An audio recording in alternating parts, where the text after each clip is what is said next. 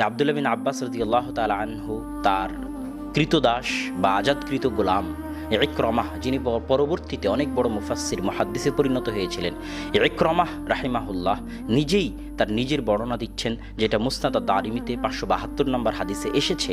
সেটি হচ্ছে যে আব্দুল্লাহ বিন আব্বাস রাদিয়াল্লাহু তাআলা আনহু তাকে আদব কায়দা শেখানোর জন্য, কোরআন হাদিস শেখানোর জন্য অনেক সময় পায়ে জিঞ্জির বেঁধে তাকে কোরআন এবং হাদিস শেখাতেন।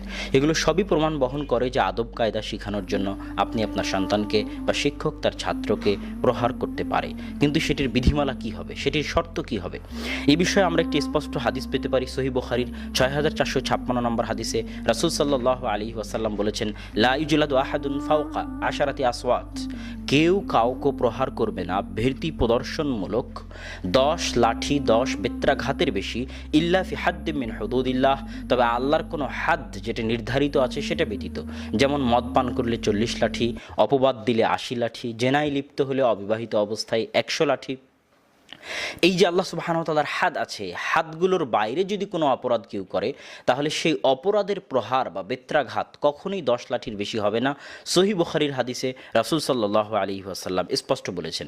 দ্বিতীয় শর্ত, সহিহ বুখারীর 2560 নম্বর হাদিসে রাসূল সাল্লাল্লাহু আলাইহি ওয়াসাল্লাম বলেছেন, ফাল ইয়াজতানিবাল ওয়াজহা, কেউ যদি কাউকে প্রহার করে তাহলে সে যেন কখনো মুখমণ্ডলে প্রহার না করে।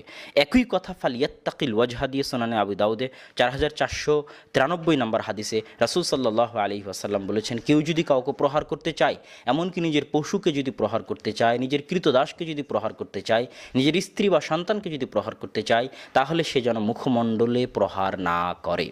তো সম্মানিত উপস্থিতি, এই সংক্ষিপ্ত আলোচনা থেকে যে বিষয়টা আমাদের সামনে স্পষ্ট হলো সেটা হচ্ছে আদব কায়দা শেখানোর জন্য সন্তানকে ছাত্রকে প্রহার করা যায়। তার বিধিমালা হচ্ছে, প্রথমত সন্তান বা ছাত্রের বয়স 10 বা তার বেশি হতে হবে।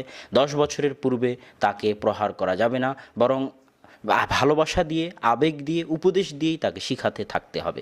দ্বিতীয়ত, যদি তাকে প্রহার করতে হয় তাহলে সেটা 10 লাঠির বেশি হবে না।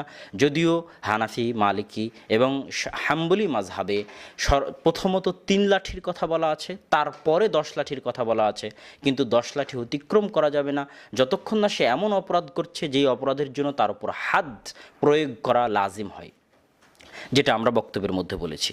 তৃতীয় শর্ত হচ্ছে যে তার মুখমণ্ডলে প্রহার করা যাবে না। সুতরাং কোনো ছাত্রকে প্রহার করতে গিয়ে শিক্ষক যখন নিজের বিবেক বুদ্ধি হারিয়ে ফেলে, অনেক মাদ্রাসা বা অনেক স্কুলে দেখা যায় যেটা জুলুমের পর্যায়ে পৌঁছে যায়, বিবেক বুদ্ধি হারিয়ে অগণিত প্রহার, অথচ সে হাদের মতো কোনো অপরাধ করেনি, শুধু সামান্য আদব কায়দা শেখানোর জন্য এই ধরনের জুলুম বা অন্যায়মূলক প্রহার, এটা মানব অধিকারের লঙ্ঘন।